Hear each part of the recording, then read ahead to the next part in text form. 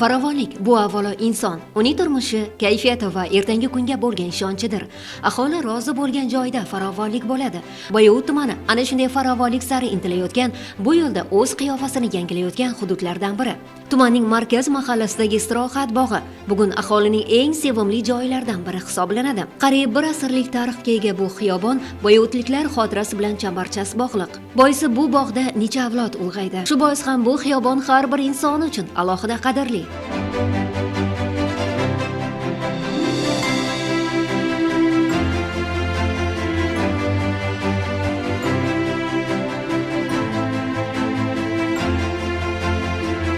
...2025-yilda ushbu bog' to'liq qayta ta'mirlandi. E'tiborlisi uning tabiiy qiyofasi saqlab qolindi. Soya salqin manzarali daraxtlar ostida sayr qilish hanuz o'z jozibasini yo'qotmagan. Yo'laklar yangilangan, o'rindiqlar o'rnatilgan. Endi esa bu yer nafaqat sayr, balki oilaviy dam olish uchun ham qulay maskanga aylangan.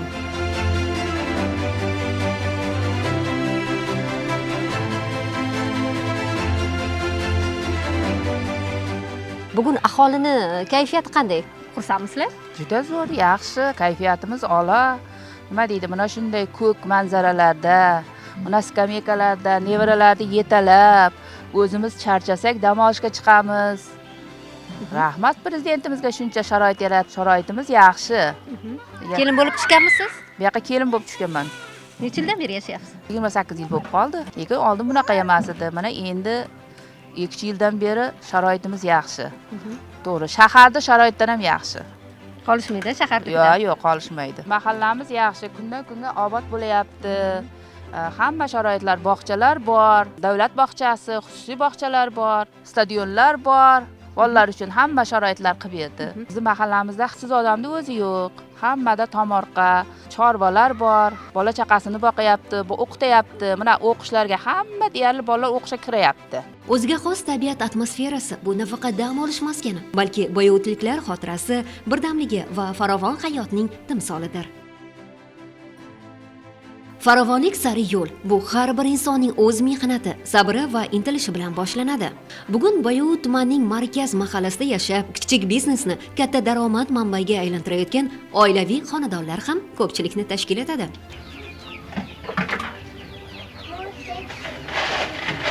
Quyoncha yoqyaptimi sizga? Aynan Boyovut tumanining markaz mahallasida quyonchilik biznesi yaxshi yo'lga qo'yilgan.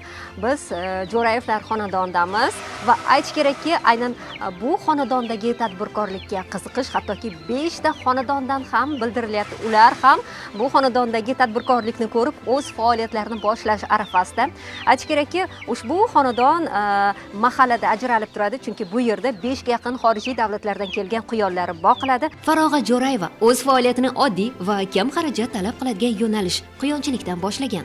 Bugungi kunda esa bu ish nafaqat oila daromadiga aylangan, balki boshqalar uchun ham o'rnak bo'lib xizmat qilmoqda. Uning xonadonida hozir qariyb 300 ga yaqin quyonlar parvarish qilinmoqda. Bu yerdagi quyonlar esa turli zotlarga mansub. Quyonchilikni boshlaganimizga 2 yil bo'ldi. O'zi boshida o'g'lim qiziqdi, telefonlarda ko'rib, bu yoqda tanishlarda ko'rib qiziqdi. Keyin to'rt boshdan boshladi. Shu to'rt boshdan ko'paytirdik. Hozir ayni damda 300 boshga yetdi. Asosan bularni zotlari, karlik zotlari bor. Karlik baranlar bor, velikan baranlar bor, nemetskiy strikachilar bor, pyostri. Go'sht yo'nalishida asosan, go'sht yo'nalishida. Keyin zotlilari bor, mo'ynalilari bor. Bitta quyon bular har xil. Karliklar kichkina 1 kilo, 1,5 kilo beradi. Eng kattasi 6 kilogacha beradi, go'sht beradi. Go'shtga talab ko'p hozir. Bozorda narxi kilosi 85 ming go'shtni. Endi tirik vazmin zotiga qarab, ichki bozorlarga yetkazib beryapmiz. Quyonchilikning yana bir muhim jihati, u katta joy talab etmaydi va ortiqcha xarajatsiz ham rivojlantirish mumkin. Quyonlar tez ko'payish bilan ajralib turadi. Bir yilda 5-6 marta bolalashi mumkinligi esa bu sohani daromadli biznesga aylantiradi. Asosan bu yerda kelinim bilan o'g'lim qaraydi. O'zlari qarashadi, suvini, donini. Quyonchilik o'zi juda injiq, juda ham nozik, injiq, juda ham mas'uliyati katta. E'tiborli bo'lish kerak ularga. Boshida biz 10 million kredit bilan boshlaganmiz. Boshida shu mahallamiz, hokim yordamchimiz tomonidan yordam berishardi. Yordam berishgan, olganmiz. Mana shuni davom ettiryapmiz. Quyonchilik biznesini orqasidan buni ro'zg'orimiz bo'lyapti. Shu yiliga 30-40 million daromad bo'lyapti. To'ylar qilyapmiz. Shularning orqasida mana yana parandachilikni ham orttirdik. Endi oz-ozdan boshladik, yo'lga qo'ymoqchimiz, buni ham kengaytirmoqchimiz parandachilikni ham. Shu eplab ketaman deb o'zlariga maqsad qo'yib, eplab ketishsa bo'ladi. Endi ozgina nozik chidasa bo'ldi, o'tib ketadi, hammasi yaxshi, olib ketishadi. Boqsa bo'ladi. Farhod opa ham ana shu imkoniyatdan to'g'ri foydalanib o'z ishini kengaytirib bormoqda. Bu yerda yetishtirilayotgan quyonlar asosan go'shti va mo'ynasi uchun parvarishlanadi. Quyon go'shti esa bozorda xaridorligi bilan ajralib turadi. Uning parhezbobligi, yengil hazm bo'lishi ko'pchilikni o'ziga jalb etadi. Shu bois ham bugun bu mahsulotga bo'lgan talab kundan-kunga oshib bormoqda. Farog'at Jo'rayeva xonadonida oddiy quyonlar bilan bir qatorda gigant zotli quyonlar ham parvarish qilinmoqda.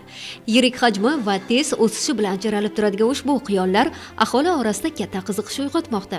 Xonadon egasining aytishicha, gigant quyonlarni boqish alohida e'tibor va mehnat talab qiladi. Ular uchun keng va toza joy, sifatli ozuqa va muntazam parvarish juda muhim. Gigant quyonlar parvarishi esa bu o'z navbatida qishloq xo'jaligining istiqbolli yo'nalishlaridan biri hisoblanadi. Chunki ular qisqa vaqt ichida katta vaznga yetib, yuqori samaradorlik beradi. E'tiborlisi bu quyonlar Rossiya, Germaniya, Fransiya, Italiya va Polsha davlatlaridan keltirilgan bo'lib, bugun ular mahalliy sharoitga moslashtirilib, nasldorlik ishlari yo'lga qo'yilgan. Bizning e'tiborimizni esa aynan ushbu gigant quyonlar tortdi. Ular 6-7 kilogramm go'sht berar ekan.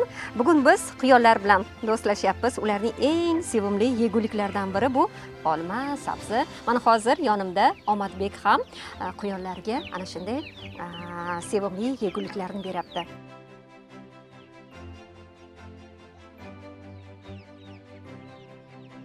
Farog'at Jo'rayevaning bu faoliyatida yana bir e'tiborli jihat bor. Bu yerda faqatgina tadbirkorlik emas, balki tarbiya ham mujassam. U o'z farzandlarini ham bu ishga jalb qilgan. Bolalar esa jonivorlarga mehr qo'yib, ularga g'amxo'rlik qilishni o'rganmoqda. Bu esa ularda mehnatsevarlik, mas'uliyat va tabiatga ehtirom tuyg'usini shakllantiradi. Bir so'z bilan aytganda, bu xonadonning tajribasi ko'pchilik uchun namuna bo'lib xizmat qilmoqda. Farovonlik sari yo'l esa ana shunday oddiy qadamlardan boshlanadi. Har bir imkoniyatdan to'g'ri foydalanib mehnat qilgan inson esa guvohi bo'lganingizdek albatta o'z natijasiga erishadi. Aholini tadbirkorlikka jalb qilish, ularga amaliy yordam berish esa bu o'z navbatida mahalla va hokim yordamchilarining asosiy vazifasi.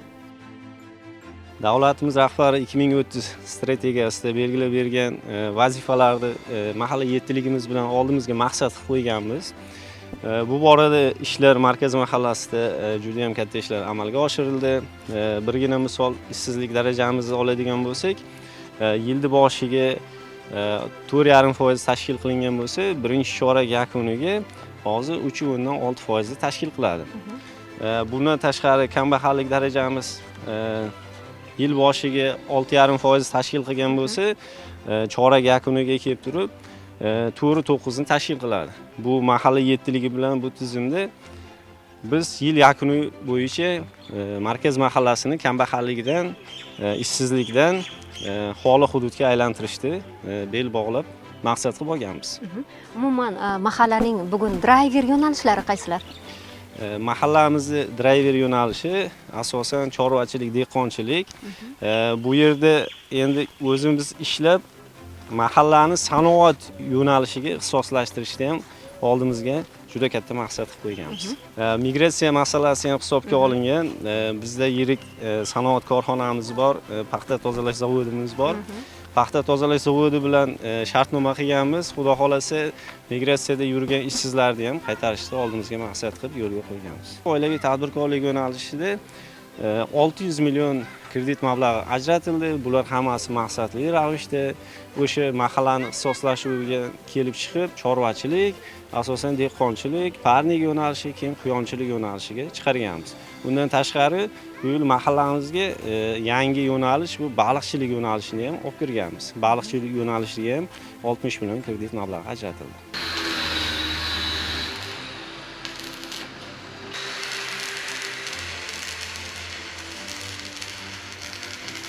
Bugungi kunda Bayot tumanida 31 ta mahalla fuqarolar yig'ini mavjud. Uchto'rg'on mahallasidamiz.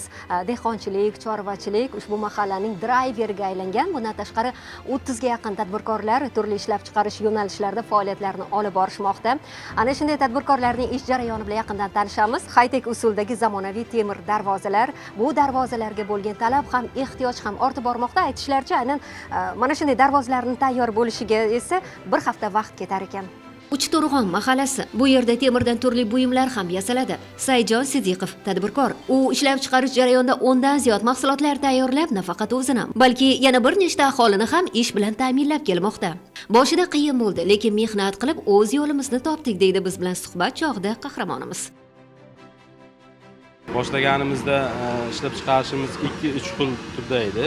Hozirgi kunga kelib 7-8 xil turdagi mahsulotlar ishlab chiqaryapmiz. Ishchilar soni 10 nafarga yetdi. Kelajakda yana ishchilar sonini ko'paytirib, ishlab chiqarishlarimizni yana kengaytirmoqchimiz. Kravat, zinapoya, darvoza, panjaralar, har xil turdagi mahsulotlar ishlab chiqarilyapti. Bugun aholi tomonidan, mijozlar tomonidan qaysi mahsulotlarga talab kuchli? Darvozaga kuchli, kravatlarga, so'ralarga, zinapoyalarga hamma mahsulotlarimiz bor o'zimizda. Stanoklar olib kelmoqchimiz, yana boshqa rejaga qo'shmoqchimiz yana. Ishlab chiqarishni yana kengaytirmoqchimiz. Elektrika tuvaklar, shunaqa mahsulotlar ishlab chiqarishga qo'ymoqchimiz yana faoliyatni. Boshida 30 million so'm bilan boshladik. Hozirgi kunga daromadimiz 100 million so'mga yetdi. Daromadimizdan mashinalar oldik. O'zimizning ehtiyojlarimizga ishlatdik. Farzandlar o'qishiga. Yaxshi. Bugungi kunga kelib yaxshi. Bugun bunday mahsulotlarga bo'lgan talab ham ortib bormoqda. Hatto amaliyotchi talabalar ham bu manzilga kelib jarayonlarni o'rganish imkoniga ega. Amalda ko'rib o'rganish esa o'z navbatida yoshlar uchun katta tajriba. Shuni alohida aytib o'tish kerakki, mahalla va hokim yordamchisi tadbirkorlarga yaqindan ko'mak berib kelmoqda. Ular esa har bir tashabbusni doimo qo'llab-quvvatlashga harakat qilishadi. Bahodir aka, bugun Bayot tumanining Uchto'rg'on mahallasida aholi bandligini ta'minlash, kambag'allikni qisqartirish, tadbirkorlikka keng jalb etish borasida nima ishlar qilinmoqda va bu aynan qilinayotgan ishlarda hokim yordamchilarining o'rni qanday bo'lyapti? Hozirgi kunda bizning mahallamizda driver, chorvachilik va dehqonchilikka moslashgan. Hokim yordamchi lavozimi mana 2022-yil tashkil topgandan beri faoliyat yurityapman. Shu kunda hozir 30 dan oshiq issiqxonalarda aholi kamida 50-60 milliongacha yiliga daromad topmoqda. Tikuvchilik yo'nalishlarida bizda yil boshiga bu yilga 60 nafar ishsiz aholimiz bor edi. 40 dan oshig'ini bandligini ta'minlab bo'ldik. Bundan tashqari migratsiyalarimiz mavjud edi. 130 dan oshiq migratsiyada yurgan fuqarolarga suhbatlashganimizda kam daromad topadiganlarini telefon orqali chaqirib, bilan ish bilan ta'minlab, yaratilgan imtiyozlardan foydalanib, hozirgi kunda daromad topmoqda ular ham bandligi ta'minlanib. Bir mahallada bir kontur mahsulot tamoyilini yo'lga qo'yish rejalashtirildi. Mahallamizda giloschilik ham rivojlangan. Giloschilik har bir xonadonda hozir tashrif buyursalaring 20 tubdan kam bo'lmagan holda gilos daraxtlari mavjud. Ushbu yo'nalishda bir mahalla bir kontur tamoyili asosida yana davom ettiryapmiz. Qulpinoy biznesi hosilni qarang. Bugun bayotliklar tomorqa imkoniyatlaridan, issiqxonalardan unumli foydalanib kelishmoqda. Ayollar daftari ro'yxatida turib, tadbirkorligini yo'lga qo'ygan xotin-qizlarimiz ko'pchilikni tashkil etadi. Biz esa Mirishkor mahallasining ana shunday fayzli xonadonlarining biridamiz.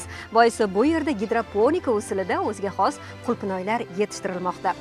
Turgan joyimiz esa 3,5 sotixni tashkil etadi. Jarayonlar bilan yaqindan tanishamiz. Issiqxonaga kirishingiz bilanoq xushbo'y hid dimog'ingizga uriladi. Ushbu loyiha asoschisi esa Dilshoda Yomonqulova. Tavakkaldan boshlangan ish bugun samara bermoqda.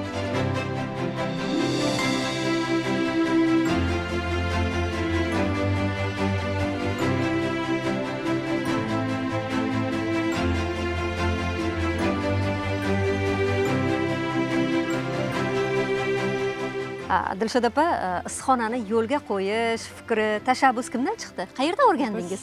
Biz o'zimiz internetdan ko'rib, qiziqdik, qani bo'lsa, bo'lar deb tavakkal qildik.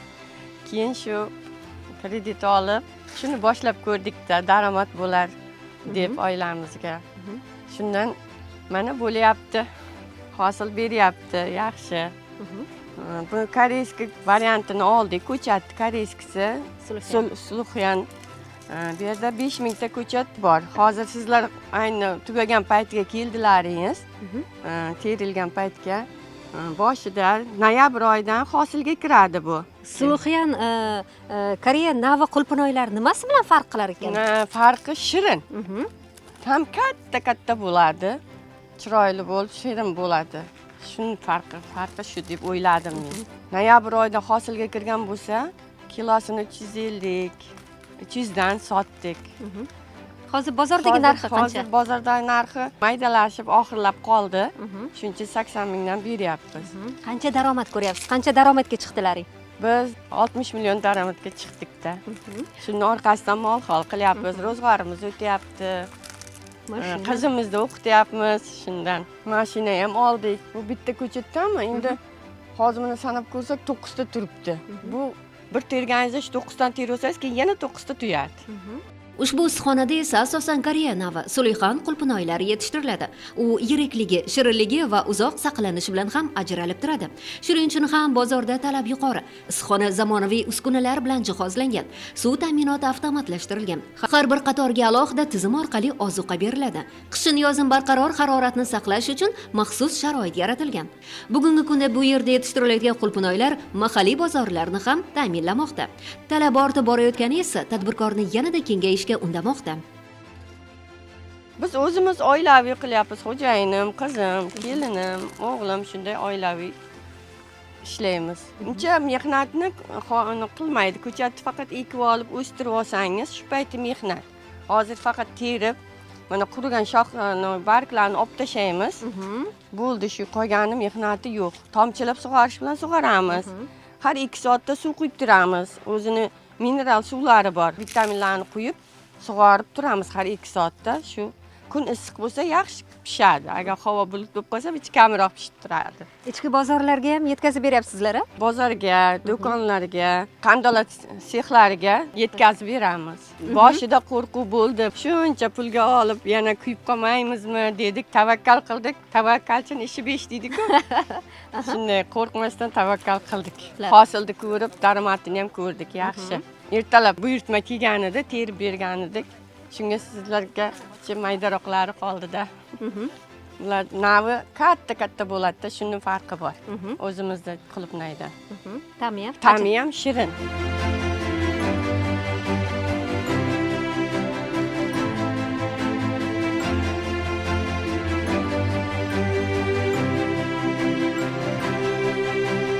Biz ham hosil terishga o'z hissamizni qo'shdik. Qarang, bir-biridan mazali qizargan qulpinoylar. Demak, ta'miga baho beramiz.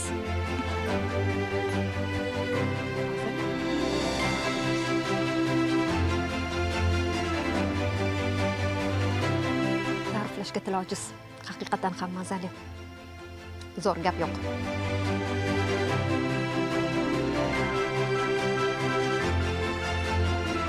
Bugungi kunda Dilshoda Yomonqulova nafaqat o'z oilasi uchun daromad manbai yaratdi, balki mahallada ham ko'pchilikka ilhom bag'ishlamoqda. Uning tajribasi boshqalar uchun namuna bo'lib xizmat qilmoqda. Mirishkor mahallamizda 3558 ta aholi bo'lib, shulardan 1700 ikkitasi ayollar. Mana shu ayollarimizni ish bilan ta'minlashda asosan biz tomorqalarga yo'naltirganmiz. Tadbirkorlik asosida issiqxonalar qurishib, ayollarimiz uyda, xonadonlarida o'zlarini ta'minotlari uchun, o'zlarini oilasi uchun erta bahorda ko'katlar yetishtiradi. Pomidor, bodring, ismaloq, sarimsoq piyoz shularni yetishtirib, o'zlarining oilasiga daromad keltiradi. Shu xonadonda yana bir e'tiborli va ibratli jihat bor. Bu yerda 101 yoshni qarshi olgan otaxon istiqomat qiladi. Otaqul Yomonqulov. U kishi uzoq yillar qishloq xo'jaligi sohasida mehnat qilib, butun umrini halol mehnat va el yurt xizmatiga bag'ishlagan. Ömürleri uzak olsun. Prezidentimizga ming marta rahmat. Yer yurtimiz tinch bo'lsin. Sog' bo'laylik hammamiz.